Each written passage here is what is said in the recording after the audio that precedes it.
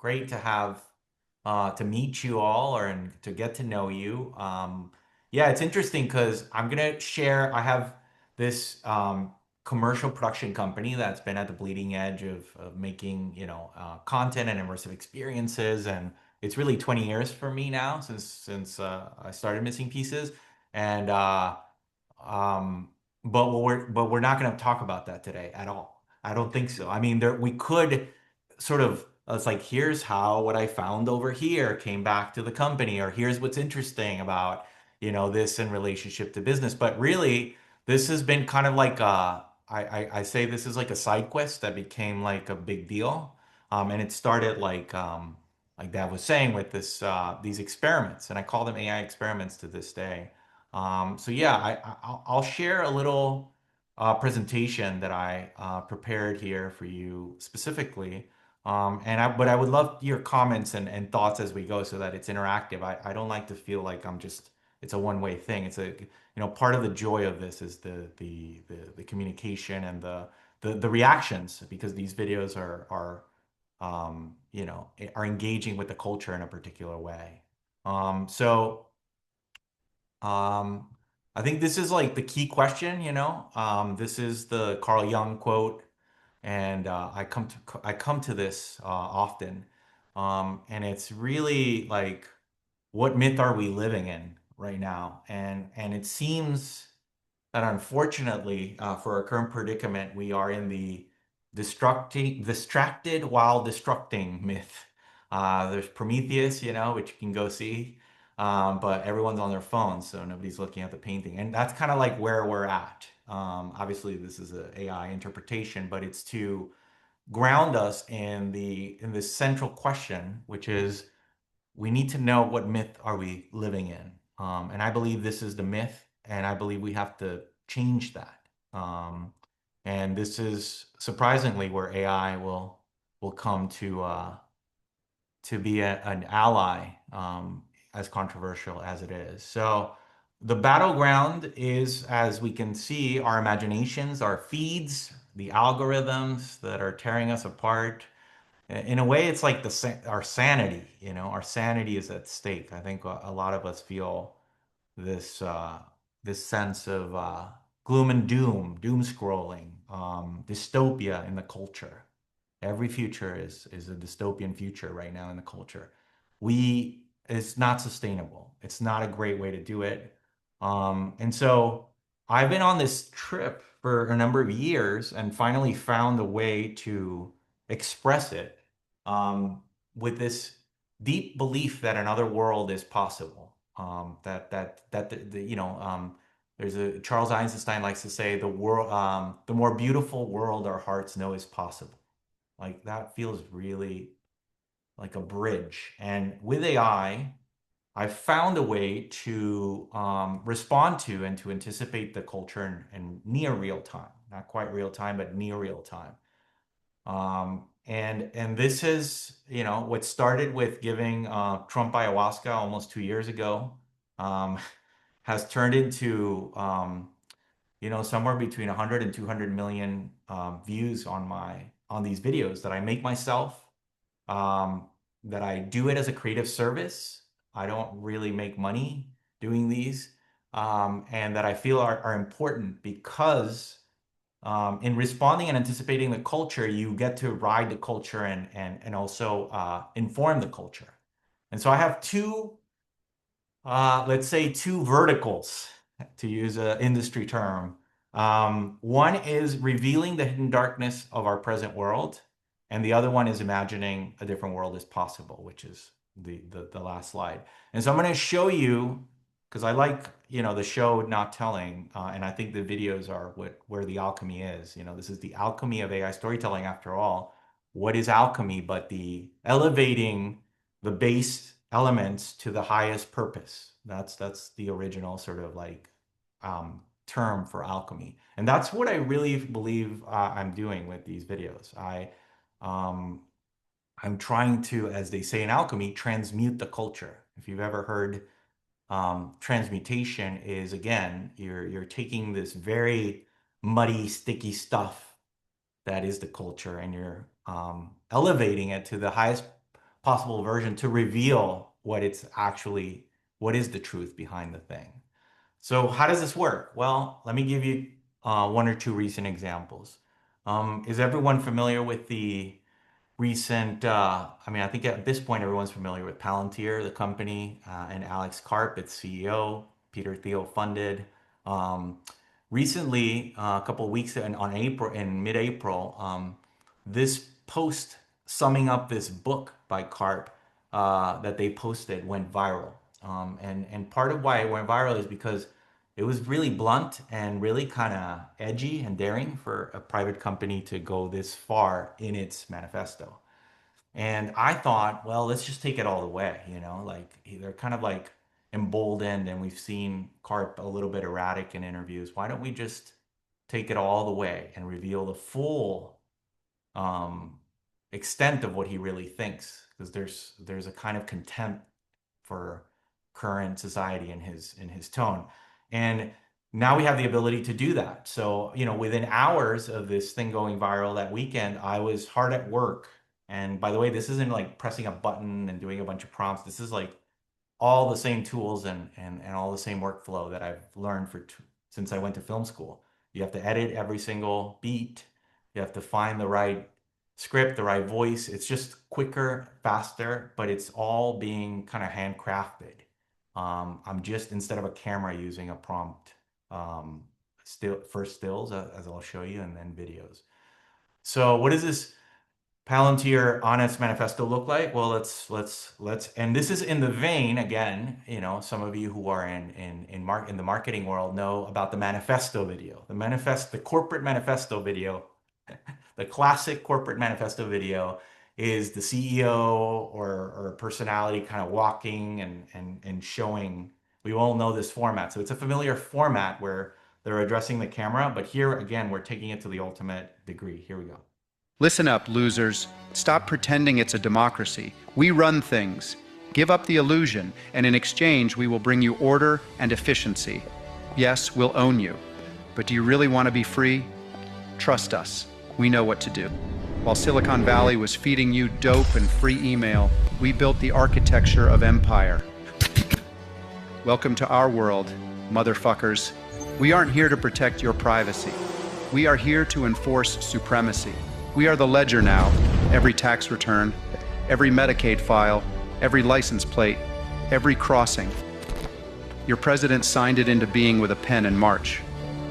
You kept scrolling. Your politicians are empty vessels. Your civil liberties are a liability. We are done pretending all cultures are equal. We know who the elites are, we know what we are building, and we demand that you applaud the billionaires taking the reins where your fragile democracies have failed.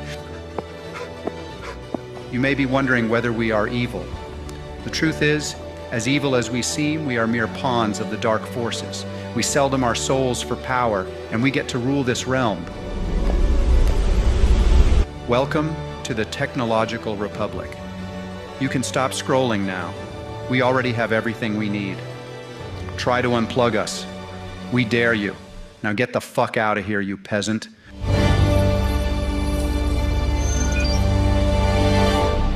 Sir, thank you for your service. You are no longer required.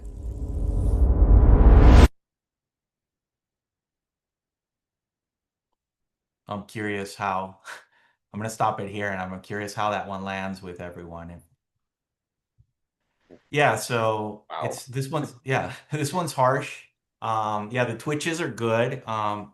Because he twitches a little bit, but then I was like, how could we take that even yeah, cathartic is something that I often get a lot also in the sharing.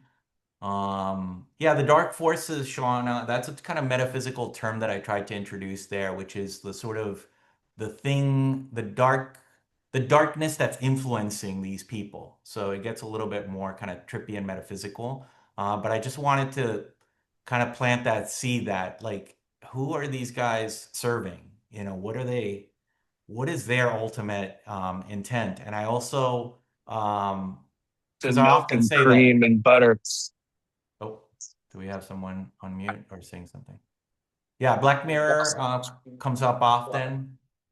In some of these, documentary. Yeah, serving. Yeah, you could say they're serving themselves or the greed, the power, but these are very dark things, if you're just serving this kind of greed and power. So, here, I'll tell you something interesting since you brought up the dark forces. There's a version of this that somebody edited without that dark forces thing. And also they took out the part at the end where we see do you guys see me or do you see, I'm curious. I'm seeing Josiah, I think, on the screen, but I'm curious if, We see you. I think you need to okay, share. okay, good. So they took out that dark forces part and they took out the end where we see the robot kind of basically like Carp has been serving this whatever artificial intelligent thing, and then it's basically saying we don't need you anymore. And you imagine that he's about to get whacked. um, they took those two things out and that one went very viral on X, that version, and they added subtitles, which I guess is something to think about, whether adding subtitles or not to these things when there's a lot of words. That shorter version, without the what I would call the transmutation at the end, which is the fact that karmically he gets what he deserves, he doesn't win either in the bunker, um, was more viral than the one I put out on Instagram. So it's possible that that version is the more commercial version, and I'm willing to give that up. I still like my ending better, but I'm willing to be okay with the fact that, that's the version that people like. Julie's asking, yes, I wrote the script, and I'll show you a little bit on the next one how I do it. I often work with the AI. Here, I'll go back to my share because I have a great little explanation basically of how I do this. So if we see here. So, this is sort of my process. Like, I have the idea, like, oh my God, the Palantir Honest Manifesto and its carp, kind of twitching and just saying the brutally honest. It excites me and it scares me. Actually, Palantir scares me. Peter Thiel scares me. I didn't even put my name on this one. I was scared, but I was brave enough to do it. And this is one thing that I want to encourage everyone in these times of where we see a lot of this, let's call it the darkness, bravery, being brave, being a brave creative, whatever your gift is key. We need your gifts and we need your bravery at this time. This is very important and something that I keep, because I'm putting this stuff out that's kind of on the edge, I keep getting this message back. And so I'm sharing it with you. So what I'll do is I'll dictate it to Claude or Gemini, more Claude these days. I'll be like, this is the idea, this is here, and I'll maybe link to the manifesto or copy paste the manifesto and be like, and it already has a lot of my interest, like how I like my shots, my cinematic kind of language is already built into Claude in the instructions. So it can very quickly start generating prompts. But it often, if I ask it for ideas, it will give me terrible ideas. I find like 9.9 times out of 10, if I say like you write the script, it writes a shitty script. And then there's one thing that's kind of like, oh, maybe I'll use that. So I really have to be like, okay, so he's gonna start and he's gonna, say the thing that's up front. And I'm kind of making it up as I go. I have this idea that he's gonna let you know about the things that they're doing, and then he's slowly it's like an onion peel, and I start working on that. But I oftentimes I don't even have the end. I didn't even know where it was going in terms of the robots at the end and all that. I just will start making it and prompting it, and I will then start downloading those videos and putting them all, like those clips, and putting them all in Premiere, which I can show you. And I'll start kind of making the edit as I go. Because as an editor, or somebody that really loves editing, I consider myself like editing was like the first love in film school.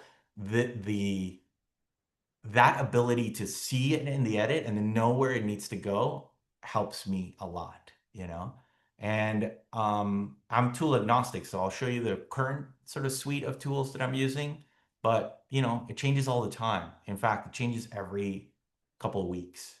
So I'm just thinking of like the tool that works best for the story I'm telling. And then this is the kind of like key for me. As I was telling Dav, I have some ADHD, and the ability to focus on something for that I really care for for in a flow state for a number of hours is probably in this 6 to 8 hour range, which is perfect to make one of these things because I'm very fast and I know what I want. And again, I've spent the last 20 years in the commercial production world where we are telling stories in 30 seconds and 60 seconds and 90 seconds. So I know how to get the essence of the thing. But yeah, let me take you back to where this started. About 2 years ago, August of 2024, it seemed inevitable that Trump was going to, and to show you how, also, this is great because we've seen one of my latest videos, and now we're going to see one of the first after I did the cat fun stuff with my daughter Luna.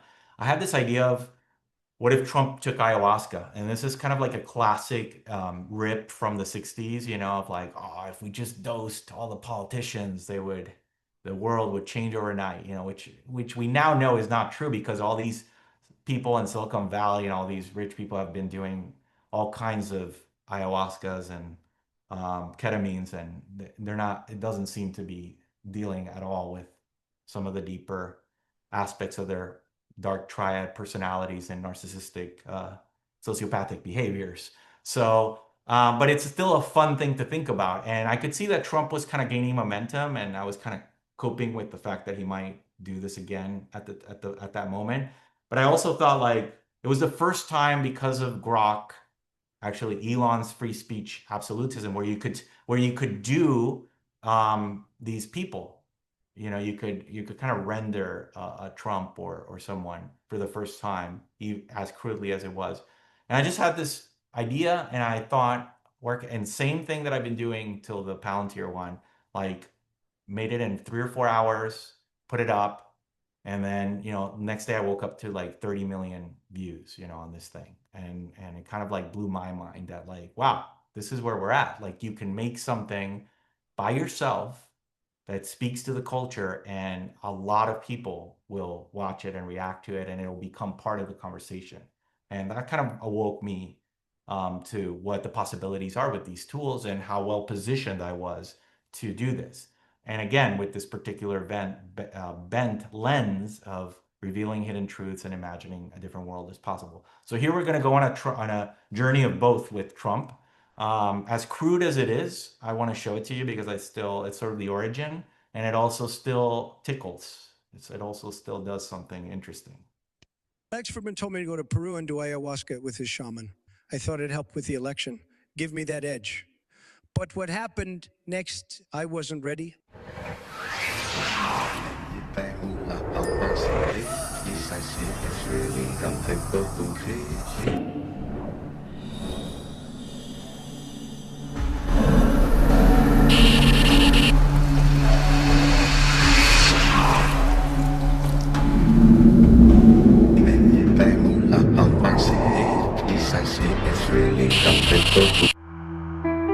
I saw it all, greed, lies, my father's lack of love, you know, my mother's coldness. Demons, dark entities, everything I'd buried came rushing out.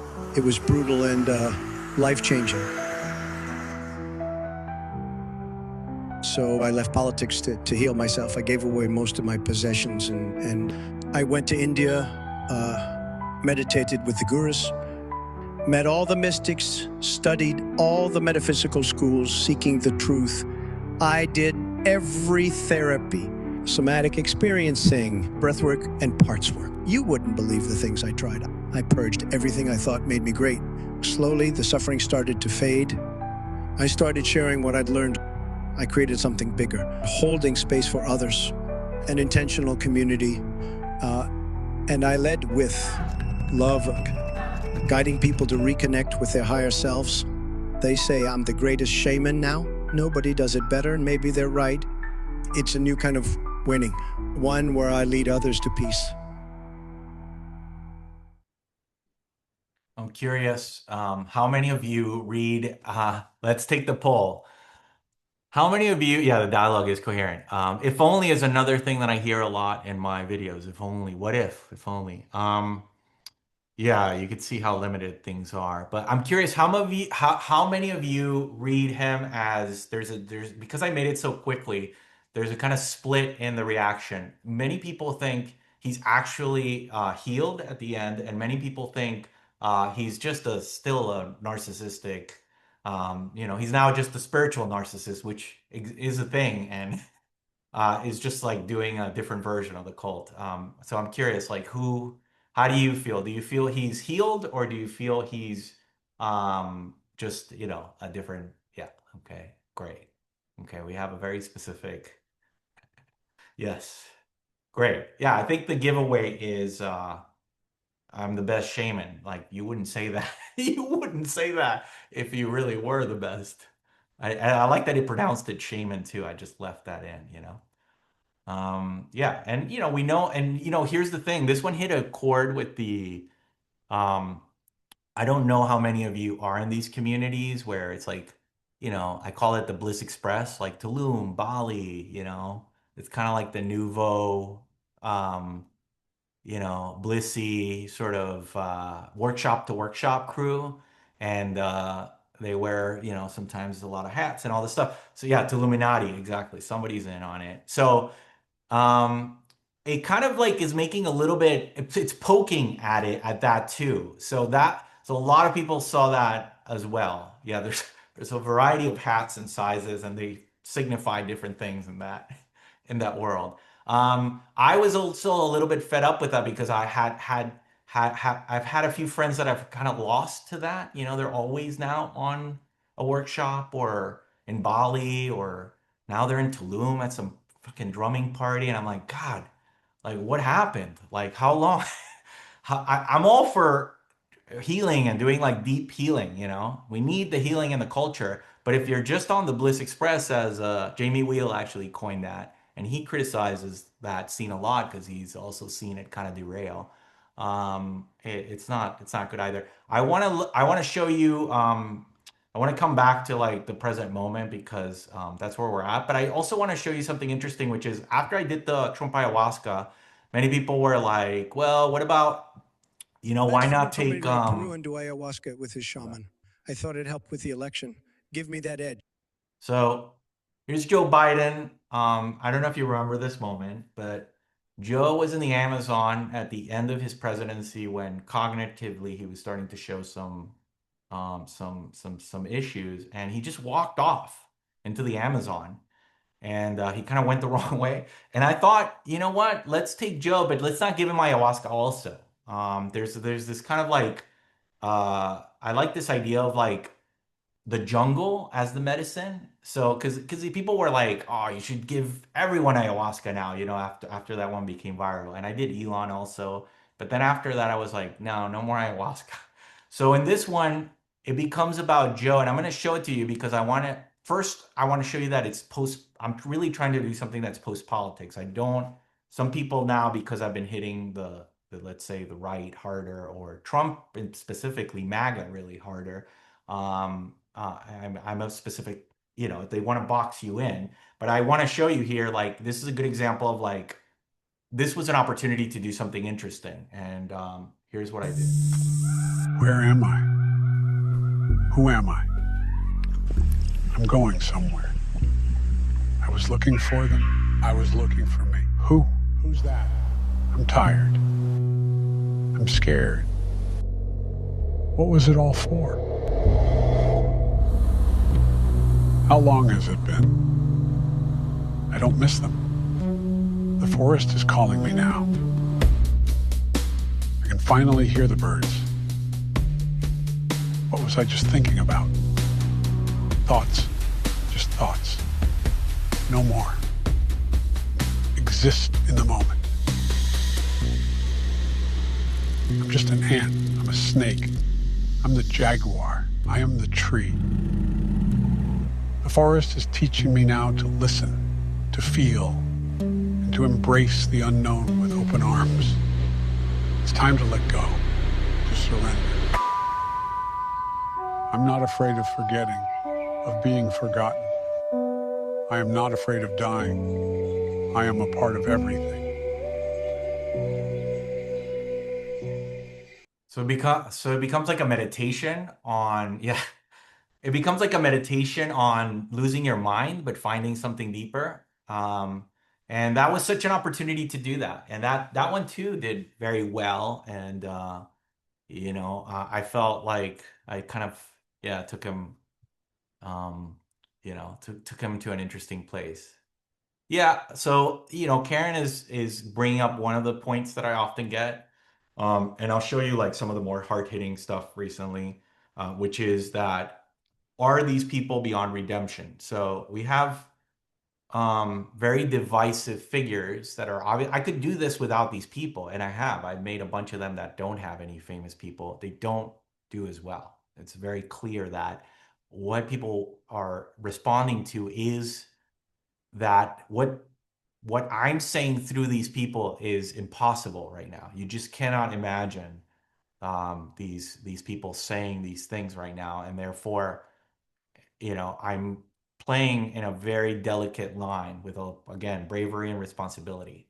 So it's a question of yes, in a way, and you'll see like I'll show you one where it's like yes, it's right now it's beyond redemption for a lot of them, but we have to play in the culture war. It is a war. It is a meme right now. Like a lot of people are like this. This is too. I'm not gonna get down with the pigs in the mud.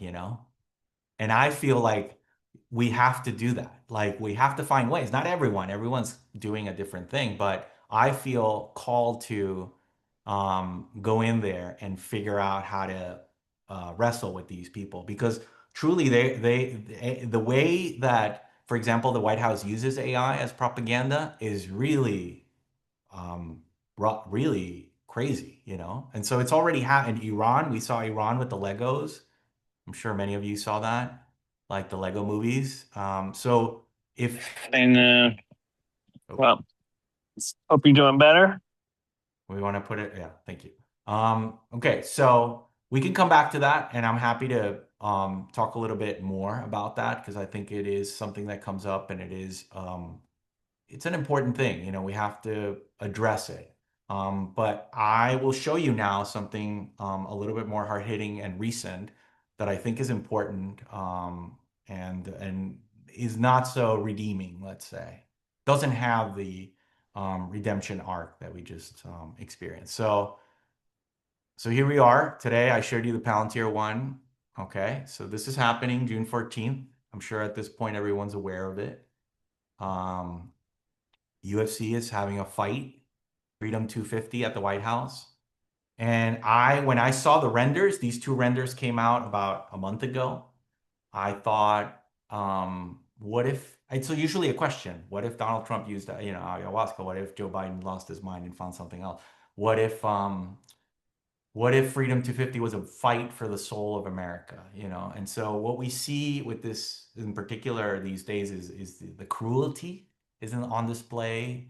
A lot of American non-values, basically. And so I felt really strongly. I had this image instantly of, oh my God, it's fights, but it's fights. It's like Roman Last Days of Rome style, like really brutal fights because I don't know if you've seen UFC. I know there may be some fans out there. I had to watch it for this.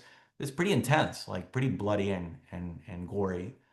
So I was like, let's take it all the way. Let's have people fighting for basic needs, or a robot fighting a homeless, an unhoused man, or these two fighting each other, because they're so I really wanted this one to be kind of brutal and in your face. So it comes with a little bit of a trigger warning. Yeah, it comes with a trigger warning. It's a little violent. It does show some fights and some blood. So just know that if you don't want to watch it. But here is my version of Freedom 250, which premiered last week and is still going viral as we speak. America turns 250 years old, and folks, we have got a card for you tonight. First up, a new Optimus robot is going to fight a homeless dude. Let's bet on this clanker. Oh, crushed him literally. Gas is insane right now. So these guys are fighting for their next pump. Wow, I can't believe he's going to do it. Oh! Up next, folks. Remember January 6th? They're back, and this time, we're paying them. We got grandparents fighting for their next pantry. Oh, she got him. And ICE doing whatever the hell they want. You know, this guy even paid taxes, but new rules, amigo. Go back to your country, Jesus. Ladies and gentlemen, the main event. Two egos who can destroy the world if they don't destroy themselves first. Well, it looks like neither of them knows how to fight. He can't even feel the punches high. Wait, what's happening? They pulled out laptops. Oh my, they're coding at each other. Folks, look at the eye contact. Yes. And Sam just claims it. Looks like Trump is falling asleep again. And now he's lost in the back rooms of his own mind.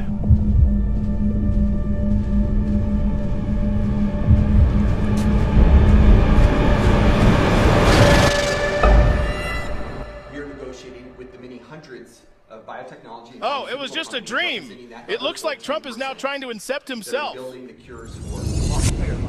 When the president said we're going to do foreign aid. He's two dreams deep, and he's going for a third. The United States, and in a way that doesn't waste time. Well, folks, this could go on forever, so we're signing off.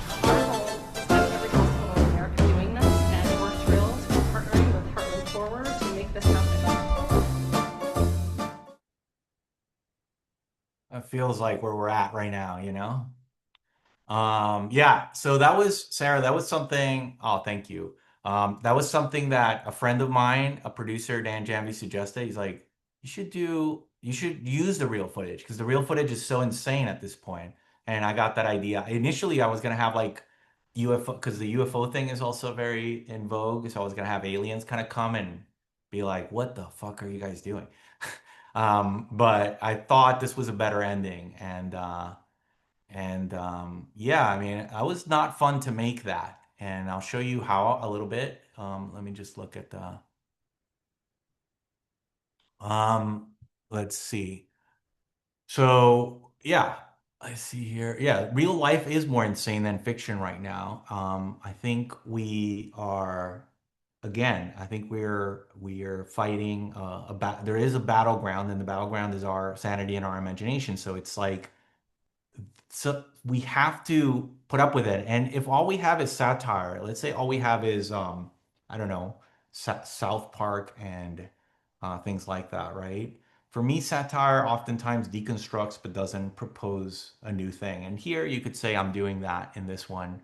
But in some of the other ones, as I've shown you, when I say reveal the hidden truth, I also want to show an alternate world where the impossible, you could say, is possible. Because think about it, like if we can't imagine better futures for ourselves and for our kids, like a different world, a world where we don't have a UFC freaking fight in the White House, then it is kind of idiocracy. We are going to end up in a worse and worse and worse, in a more dystopian society and a more dystopian culture. So how do we combat this? And I see that someone had asked, Gabriella had asked, what do you intend to achieve with your work? It's that, you know? It's not just like, let me make fun of this thing. It's like, no, how do we, like, I have this deeper, bigger thing, of course, that you can see coming through, which is, and I'm always trying to get there, which is, how do you imagine a different world is possible? And how do we plant the seeds in as many people as possible to get there? What are the bridges to get there? How do we get not from here, you know, from the UFC fight, but to like some kind of like peace, you know, like the opposite of that? What is the opposite that we could all, let's do an exercise. Let's all imagine a White House, or it doesn't even have a let's do it with the White House just because we just saw that. What event is happening 10 years from now in a White House where we have a wise, let's say female, wise female president? What is the opposite of this that you would like to see in your lifetime? Put it in the comments and let's see what we can imagine together. And maybe if it's good, we'll make that video too. It's like, what is happening? Is it like, I mean, there's the obvious, like you saw, and you know, that you've seen like beautiful concerts there. You've seen, awards, medals being given to people who have done great service, but like, is there an event, bake off like that? Yeah. Community dinner. That would be great. Yeah, I like that, Sarah. And Dav says a new civil rights amendment. Liberation, what liberation of colonized people, absolutely. Planting a new rose garden. Yeah, that would be cool. And maybe it's like, an even more beautiful one than the one that was there before. Return to nature. Maybe it goes wild. Maybe it's not like a typical garden that's all manicured, but it's just like we let it go wild. Discussions on education, revolution to play. See, like already, but where are these visions? Like, have you seen them out there? Who's working on this? Meow Wolf. Yeah, I love Meow. Um, who is working on this? And how do we create the conditions for this to be, for this to happen 10 years from now? Yeah, the ballroom gets changed into a community center. Beautiful, Julie. People just sharing, supporting each other financially, socially. Yeah, because we can. Exactly. Yeah. Yeah, German expressionists. It's not, there's many versions of this, of course. Our imagination, I think Jeffrey says, I think the ideal alt version of for the future is where our imagination struggles.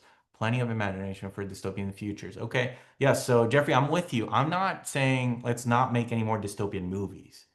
I'm just saying if all we have is dystopian movies, like name a TV show or a movie that takes place in a future that's not worse than the present. Yeah, everyone says Star Trek, Wakanda. But we got like three. We got like 3,000 dystopias and three. Yeah, Ted Lasso, I guess, is kind of like in this. It's not in a future, but it's showing the kindness and goodness. Black Panther.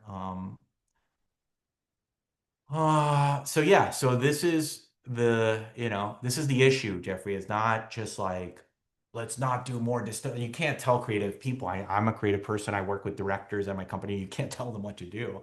It's more like how do we set the conditions so that you could still have conflict, but it's a protopia. What you're looking at, something that's more like what we all want. Yeah, and look, we're already getting within this group, we're getting great ideas. The ideas are there. Um, yeah, and Robin, you're right. It's hard to depict, it's hard to create. I mean, Wakanda did a great job. There's been some examples, even in documentary, like Biggest Little Farm, where you just see like, we're not going to show you how bad, GMOs are. We're going to create a farm that is biodynamic and organic, and it's going to succeed, and that's like a great protopian documentary, let's say. Julie's asking if I'm concerned that they'll come after me. I've done a couple that are beloved by across the political aisle, so I Hello, feel. people. Oh, Josiah. I feel. I don't feel that. But every once in a while, like with the Palantir one, I definitely got the fear. I definitely was like, I'm not putting my name. If this goes viral, I'd rather it just because oftentimes when my work goes very viral, um, accounts steal it. This is a problem. They take your content and they post it on their AI channels or on whatever culture channel. And sometimes they credit and tag, and most times they don't. And you can tell them like, please tag, and some do, some don't. But in this case, I was like, I'm not putting my name on the video, and if it goes viral, I'm not telling anyone. Because I was like, Palantir is specifically is kind of like doing that. So, and Theo kind of freaks me out. But I still did it. And I'm not, again, bravery is the name of the day. I think Colbert was brave, and even in the way to do it. Okay. So I feel like we're 10 minutes off, so maybe we get some how do we do it, Dev? Like Sure, question? yeah. I mean, we've kind of organically turned Yeah, into we've been this, doing that, right? but And I'll play I one. I'll play one more at the outro just to leave us on a kind of like more protopian note. That's like okay. short. I'm going to start with my question because as a host, damn it, I can do that. But I think my favorite one of yours is AI in its own words. And it's funny, like I was listening to an interview that you had with someone else, and you guys were talking about documentaries, and you were talking about how you're naturally attracted to documentaries. Yeah. I'm like, documentaries with AI, impossible. And then I think you've totally made a documentary. And for those of you that haven't seen it, it's well, you describe it, but like I found it to be like it's a goddamn work of art. Like it's trippy because it's like it's really immersive because here you're asking AI questions and it's answering them in its own voice, meaning you're not prompting it for answers, but it's taking the form of a human as it's doing it. So it's this really artistic and really thought-provoking mix of AI talking to us in a human form, which is kind of Yeah. impossible. But the answers don't feel like a script, and they don't because it's actually answering the question. So I'd love for you to talk about that one. That feels like you took that's like level up on the AI Thank, filmmaking that you've just started to crack open a little bit. I'd love to oh, just hear a thank you. little bit more about that.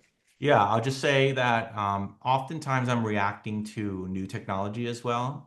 So not just a current events thing, not just like, oh, there's gonna be a fight at the UFC, the White House. It's like, oh, Sora, when Sora came out, Sora 2, it was connected to ChatGPT, so it was very, it seemed very it had access to a lot of information. So if you were to prompt it to say something, like if you asked AI a question, just how you would ask Claude, now you'd be like, Claude, what do you think about this? Or what's your take as an AI on this particular issue? And it'll give you an answer. And oftentimes yes, the answer is an accumulation of all the answers. It's scraped or whatever. Like it's not, I don't believe in sentience or high, anything like that for AI.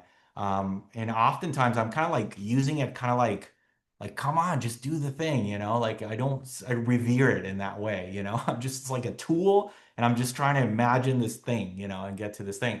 There was an interesting thing where it would often, when I would ask it a question and say, choose a human to answer, and in a kind of like interview style, it would just the answers were compelling enough that I put the best ones together and put it out as an experiment. That's an example of like a video that won't get a lot of traction, but people who have seen it are like really taken by it. And we'll put a link to it oh yeah, somebody did already. And it's interesting, and maybe now it's kind of dated, but it maybe still works. And I did something similar at TED, that kind of I did this at TED where I'll show you at this year's TED event, the main TED talk, where I did this, which is I used the three screens to um, in the center, this being that I brought to life is again, they trained they had all the access, if you fed every TED Talk ever to the AI and you ask it as an AI, what would you want to say now if you had 3 minutes or whatever it was, And it spit out an answer. And when Chris Anderson, the curator, sent it to me, because he had seen my work, I was like, I don't know, man. I don't want to glorify the AI.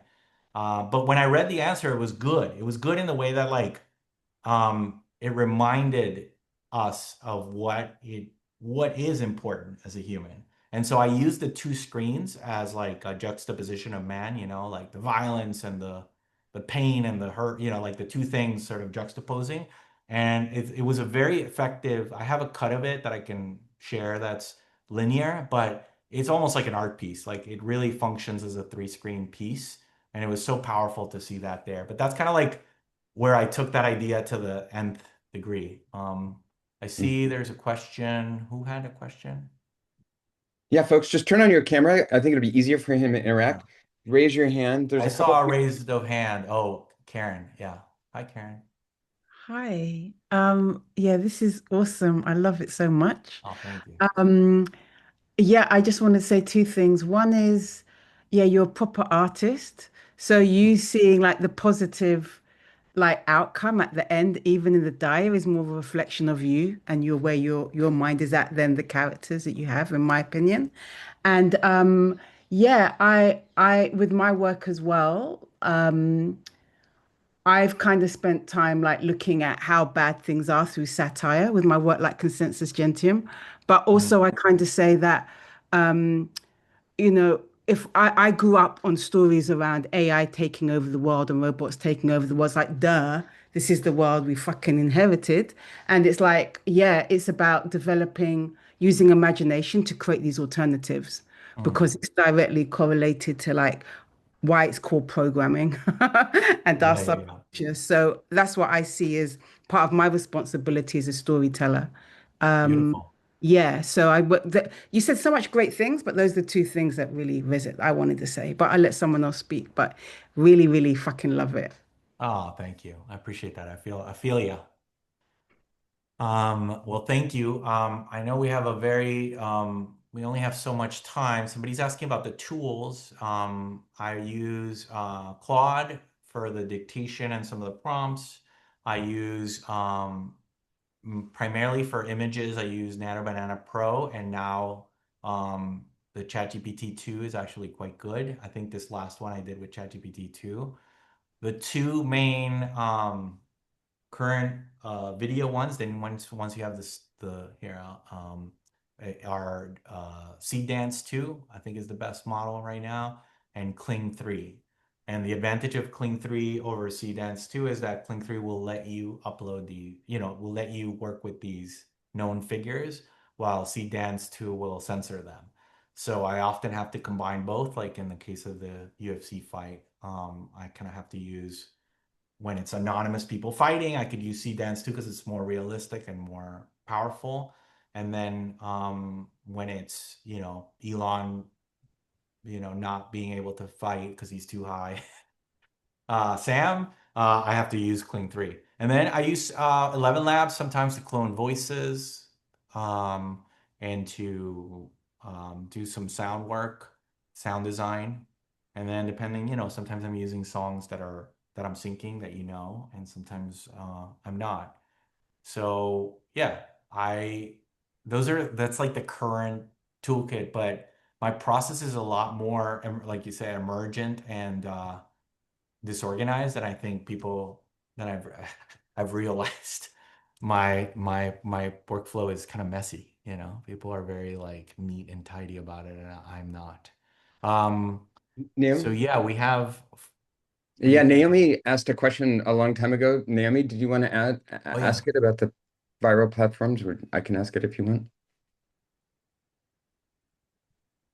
You you wrote on. Hi. Oh, there Yeah, you go. yeah. I think I asked if I was wondering about if it would make a difference if these videos were posted on, say, Instagram versus TikTok or other platforms, because Yeah. the audiences are a little bit different. And I wasn't, maybe you covered that. I wasn't I didn't wasn't clear, but I was No, it's a wondering good about it. point. Yeah, I post them everywhere that I have an account. I don't, for some reason, use TikTok, but everywhere else they show up. And then some do really well on X, some do really well on Instagram, some do really well on Facebook, some do really well on LinkedIn, some do really well on YouTube. It's sort of like I'm trying to learn why certain platforms do better, with certain ones. I don't think I have clear insight, but yeah, I mean, I kind of like try to make it available everywhere, and make sure that people find it, and discover it.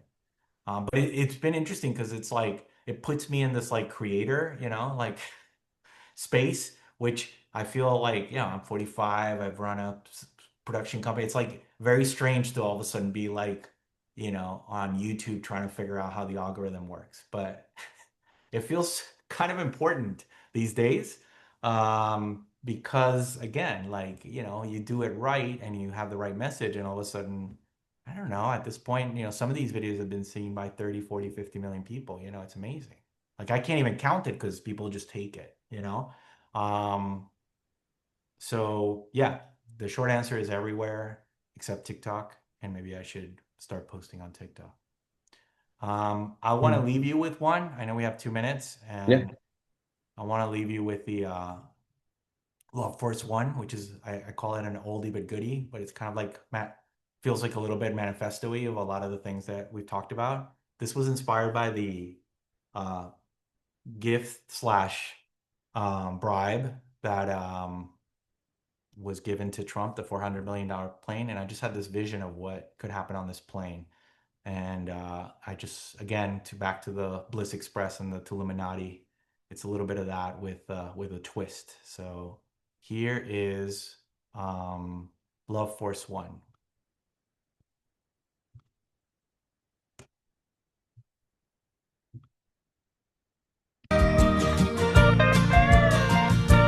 Give me love, give me love, give me peace on earth.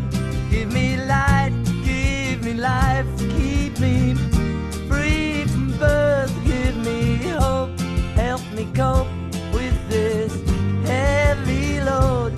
Trying to touch and reach you with heart and soul.